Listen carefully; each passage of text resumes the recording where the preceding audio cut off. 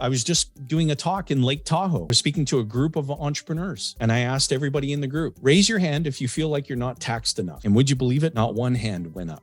When you look into that bigger future, do you think the government's going to need more or less money? Where do you think the government's going to get that money from? The government can create inflation and create debt. The government can change the rules as it relates to taxation. The government can create additional sources of tax revenue. Listen to that word, tax revenue. The government doesn't create jobs. The government doesn't create anything. This is a parasite-host relationship. And so when you're building that bigger future, do you want to shield more or less of your money from onerous taxation? A dividend-paying participating whole life insurance policy is the greatest exemption that exists in the tax code in Canada and the United States today. And so why do you think the government would put restrictions on how much money can go into that instrument? Because it's a terrible instrument? And here's what's interesting. You hear a lot of financial entertainers out there who describe the following. I'm going to share this with you because it's not only laughable, but it's amateur night at the arena. You will achieve a point in your life where you are self-insured and you just don't need insurance. And I want you to understand that the largest purchasers of dividend-paying participating whole life insurance are the very people who need the death benefit the least. High net worth, affluent, ultra high net worth, these wealthy individuals are the largest purchasers of dividend-paying participating whole life insurance, and they're the people who need the death benefit the least. So what does that tell you? They're either really stupid and they've never met Dave Ramsey.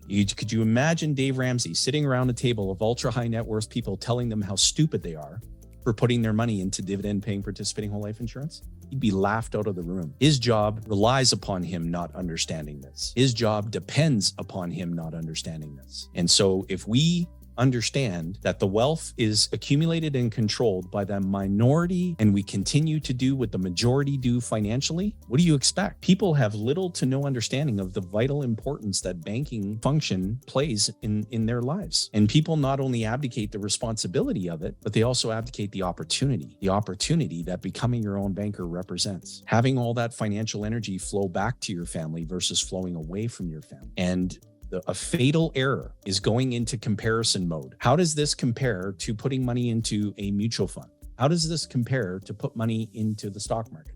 How does this compare to putting money into Bitcoin or into real estate? That's a fatal error. You're missing the point entirely. A dividend-paying participating whole life insurance policy is not, never has been, never will be an investment. It's a unilaterally binding contract that provides you with all the guarantees that I described. It is from that place where you can go and choose and compare financial products that you want money to flow to. A skyscraper cannot stand on a weak foundation. The more capital that you have that resides inside of your warehouse of wealth that you control and never leaves your control, the stronger and the deeper your foundation becomes. And then you can build that skyscraper of financial tools and products, whatever it is that you desire, and you can build that on a very strong foundation.